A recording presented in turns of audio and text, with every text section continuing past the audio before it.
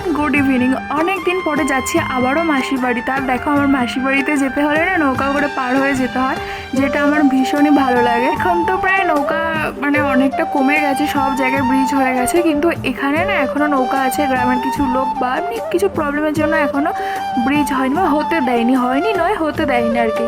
তো নৌকা থেকে নেমে আমি ভ্যানে উঠে গেছি, যেগুলোকে মেশিন ভ্যান বলে গ্রামের দিকে, ওই মেশিন ভ্যানে উঠে গেছি।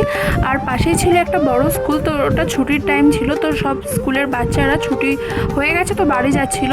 তো মাসির বাড়ি চলে এসেছিলাম। তো সন্ধ্যেবেলা গেছিলাম মন্দিরে, তো ওখানে গিয়ে দেখলাম এত সুন্দর আলপনা করেছে না, গ্রামের বাচ্চা মেয়েরাই করেছে, আশেপাশে যারা থাকে। তো খুব সুন্দর করে এমনি মন্দিরটা সাজানো হয়েছিল, পুরো ফুল দিয়ে পুরো লাইটিং করা হয়েছিল, খুব সুন্দর করে করা হয়েছিল। তো তারপরে সবাই মিলে এখন রাতের বেলা সন্ধ্যের দিকে গ্রামের সবাই মিলে পরিক্রমায় বেরোবে, কীর্তন দল আরও অনেকেই যাবে, অনেক ভিড় হবে, কিন্তু সেটা আমি পরের পার্টে দেখাবো।